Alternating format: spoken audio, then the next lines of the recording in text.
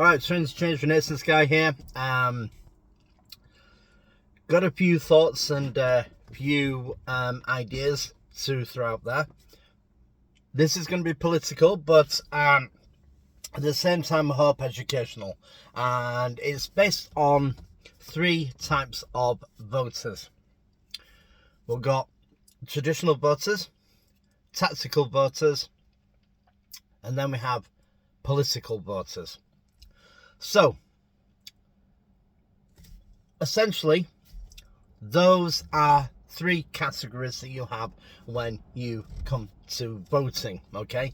And this is why a lot of things do go wrong, and quite honestly, not necessarily the right people get into the work. So the first one I'm going to talk about, and it's quite easy. We see it all the time, wherever we are in the world. My parents voted for this party, my grandparents voted for this party, and this area votes for this party, I vote for this party. They don't really consider anything else. Traditional voters, doesn't matter how bad the policies are, or how good they are, or anything else. That's who they vote for, and they won't think about voting for anything else, or anyone. Closed subjects. That's why we have, in the Western world, idiots who are in charge. I'm going to come on to that in a minute. Then you have the tactical voters, the ones who say, oh, there's no point in voting for anyone else, we don't want this party in, so we'll vote for the other party to get them out, okay? They view it as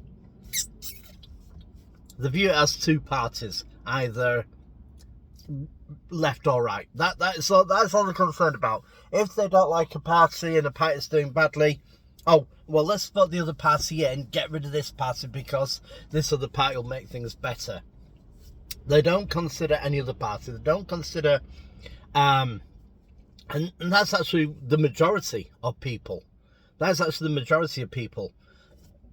They don't consider policies.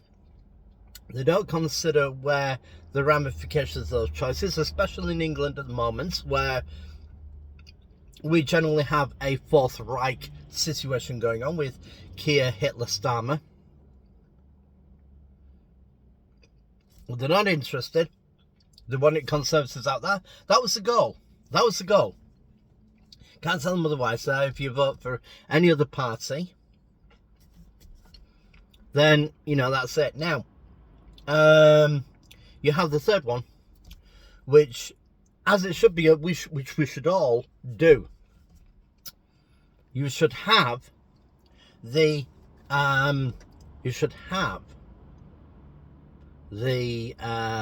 political voters, the people who look at the ideals, the policies, the policy voter.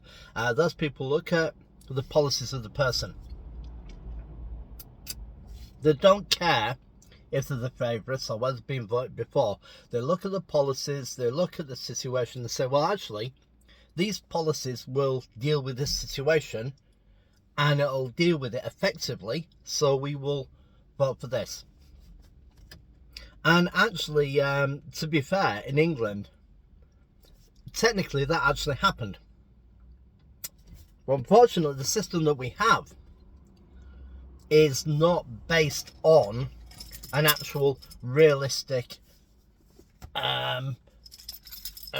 realistic view of England. The situation that we have is we run it by a seat system, not a vote system. So whilst you may vote for a candidate, if let's say there are so many seats held by the government, the seats needed by the opposition or by whoever comes in, if there was to be a change of government, there needs to be an alteration of seat and distribution of power. So therefore, let's say that you actually have more people voting, which actually happened in England, per capita, per vote, people voted Reform Party, and the majority of votes actually went to the Reform Party. The votes for the votes for Nigel Farage and for his party, actually, the votes were in far more excess than that of Labour or Conservative. We technically, if we have proportional representation, one vote, essentially, the amount of votes that are given, and if we had by vote rather than seat, we would have a referendum country. But because we run it by seats, the Labour Party actually have a minority government, and we're being ruled by a minority.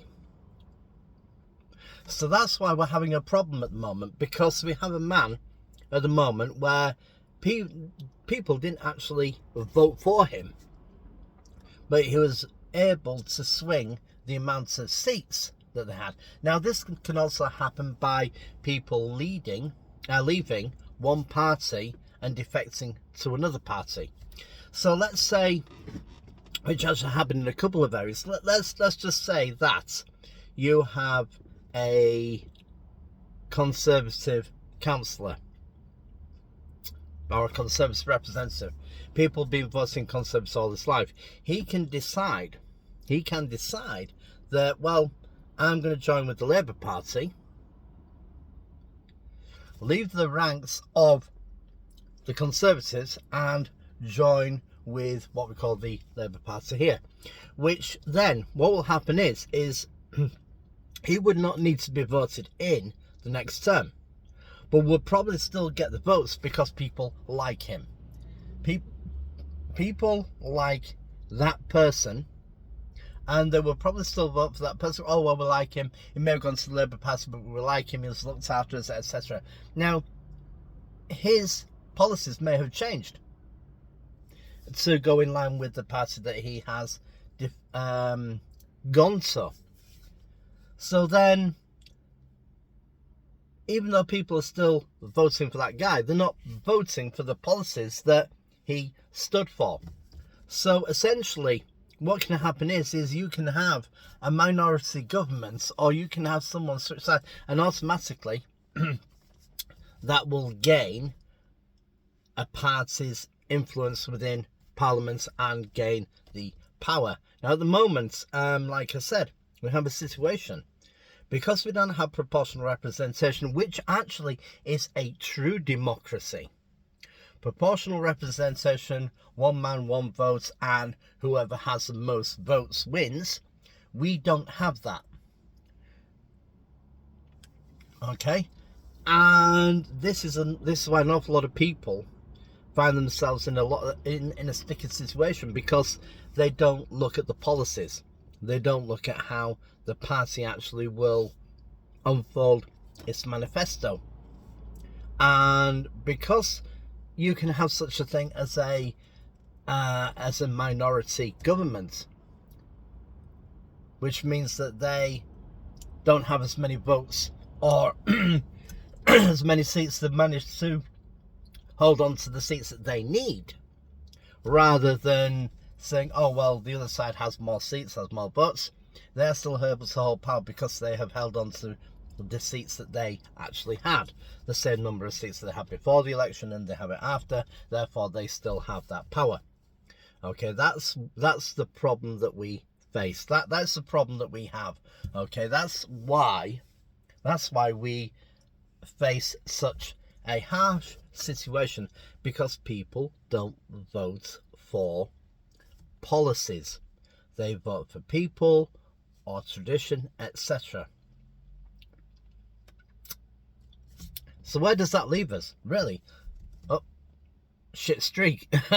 up shit creek. That's where it leaves us. We've got a real problem, because people don't think. They don't look at policies. They don't look at what's happening. They look tactically, or they look traditionally, rather than say, well, hang on a second, we've got a problem here. This party actually is saying we can do something about it, and they have a well-constructed plan. We just look at it, oh, well, we want to get this person out, we want to do this, we want to do this. They don't look at it the way they should do. And then you have both the other set saying to the people who look at the policies, oh, well, your vote is a wasted vote, which means, oh, you should be voting for us. And that causes a problem, because there's a lot of us going, well, why would we vote for that? We don't agree with that. That is, if you don't agree with something and you want the policies that should be put in place, you should vote by the policies that should be enacted. That is true democracy. And like I said, the party that should be in power had the most votes, took seats off both the other parties, should be in power because they actually had an overwhelming majority of votes. And now look at what we have. Because people have voted traditionally or tactically, we have a clueless leader at the head of our country with no idea how to do things, brandishing his own morality rather than the good of the people. And we're running into the ground. England is in serious trouble. Now, the reason why I'm doing this is because I was watching a couple of clips of Kamala Harris, who has entered the American. She has become the new forerunner for the Democratic Party, and I was listening very closely. Now, I'm not going to turn around and say that I am a Trump yes man. I like how Trump has gone and done things. He's a businessman. He has a mind for business, and certainly when he was in power, whether or not you like him or not, and I'm not gonna, I know there are people who don't like him. There are people who do. I like him because he has a head for business, and if you look at his track record of being in power, he had the lowest interest rates. More diversity, more people of different diversities were able to start owning their own homes. They were able to start actually making real advances in their career. Fuel was down, interest rates were low, mortgages were low, food prices were low. And I went over to America under Trump, and I've been over under a Democrat America. And the difference is incredible. America has done poorly underneath the Democratic, governorship. And getting back to Kamala Harris and watching Kamala Harris, the only reason why I believe that people may vote for her, because to be honest with you, she hasn't a clue. She was trying to explain the cloud storage system. Now, I'm not a computer expert. I'm not technologically minded in that way. But even I know that bringing files up from a cellar and transcribing it onto a laptop does not mean that you are putting things on the cloud. The cloud is an internet storage space, not a laptop space. And she was trying to explain this, and I'm like thinking, if I am not as technologically aware as most people are, my youngest brother, he really is technologically minded. But if I know that basic sort of information, then someone who is running for president should really have someone advising her on exactly what the cloud storage system is, what a laptop system is, and what a hard copy system is. I find it absolutely incredible. And the only reason why people I can honestly see who would vote for is, number one, the traditional voters. their state has voted Democrat or whatever it might be. The family has, society has, etc. The tactical voters who just don't like Trump, doesn't matter about his policies or anything else like that, which he actually has really, really solid, strong policies that will do America a lot of good, whether or not you like him. The policies are sound. And to be quite honest with you, from what I've seen, the Republicans underneath Trump have really taken key states from the Democrats. So even with Kamala Harris, but listening to Kamala Harris, I'm thinking the only reason why people would vote for her is because either someone wants to see a female president, the traditional voters, or they just don't like Trump. There'll be no reason why they just don't like Trump. That nothing to do with the policies. And that's why sometimes those of us who do look at policies and look at what the party is driving for, what they represent, etc., we look at them and think, how can you be so dumb? How can you not think? And to be honest with you, voting is a responsibility that you have. It is a freedom and a responsibility that you have to ensure that those with the good policies that will benefit England the most get voted in. Okay? It's a responsibility. And unfortunately, it's a responsibility that not very many people take seriously. They don't think, they just reactively vote. Now, I've been guilty of that in the past. I've been guilty of that. I remember I voted, for the first time ever, I voted Labour. And I got Tony Blair in. And then I regretted it because of how Tony Blair ran things. Of the war crimes he committed. Of everything else. And I will never, ever, ever make that mistake again. So, really, you know, when it comes down to it, we shouldn't be thinking about the person. We should be thinking about the politics, how much they keep to their policies, whether they are honourable in keeping their election promises and their mandates, or whether they're just saying it to get into power.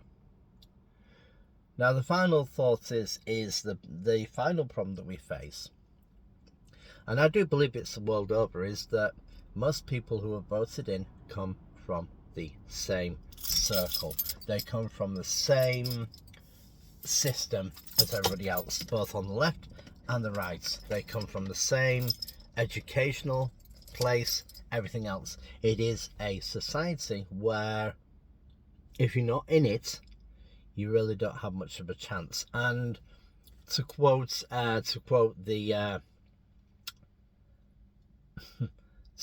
Kingsman, there's a reason why blue bloods became weak-chinned. So that essentially is a bit of an overview on the problems that we face, the people that you face when you come for voting, and why we don't seem to get anywhere. And it's because most people, now luckily, like I said, in this country, a lot of people woke up and voted for the Reform Party, and they got somewhere. They had a huge leap forwards because, to be honest with you, people are just getting fed up with what we have. But for the most part, people really don't vote how they should be. Now, I'm going to finish off with this, and they'll probably build another platform so they can see this. But just recently, because of how I've looked at things and how I've explained things, they don't like it. And there are people out there who will purposefully, especially on social media, because social media can be really vile, almost as vile as political standings. Though if they don't like something that you have said, they will continually build a platform or build another page. Even when you block them, they'll do it to specifically aim for you and try and insult you, and they'll try and somehow bring you down, or they will try to kind of really discredit you. And it happens all the time. I've had it a few times now, and it's what we call a hate wood. They have a hate wood for you. And I've experienced that. And these are the sort of people that, quite honestly, cause the problems. They cause the situation where things escalate, because they want to, for some reason, they've got it in for you, and they want to try and just cause problems. And a couple of people said, well, why do you delete these people? And I'm like, because when I make a statement, it's a statement. Now, everybody is free to debate that statement. Well, what they're not free to do is to go and insult and to troll and to essentially just try and push their ego onto other people, and to really just sort of like try and drown out essentially serious thought with their own ego. And I know probably in the future it'll happen again. They'll find another way to reach out and to essentially troll me. But hey, that's fine, because all you have to do is if you're really not in the mood to entertain these people, and I say this to other people, is just wipe them off. Wipe them off as soon as you see them. It's from the same person. They'll come up. They'll have a private account. They'll have a private account. They'll have a private thing. They won't have any photos. They won't have any videos or anything else. They'll literally just targeted you to try and make you look bad, or because they want to just insult you. They just want to come up with things that really, make no sense whatsoever. So I just essentially now, all I do is when I see this, I know it's the same person, and I just go delete. So the only way to deal with these people is to just basically not give them the attention. Just delete, and raise yourself higher. Just as a historical fact, the French were very good at it. The French in battle mastered this technique. If they ever found themselves on a fortified hill and they wanted to take a castle on a hill, they got very, very good at insulting the people on the high ground. And they would get so good at the people on the high ground, on a good defensible city, would rush out, attack them, and then the French would go, bam, we've got you, and win the battle. If you stay on the high ground and just say, well, you know what, I'm not interested in, engaging you, they're not going to win. So anyway, those are a few thoughts, a little bit of historical facts. Like I said, I'm probably going to have this Hatewood guy make another whatever it might be and come hunting for me on social media, and when he does, I'll just go bye. But the whole point of this video is I really want people to think just how they are voting. Are you really voting for policies, or are you just reactively voting?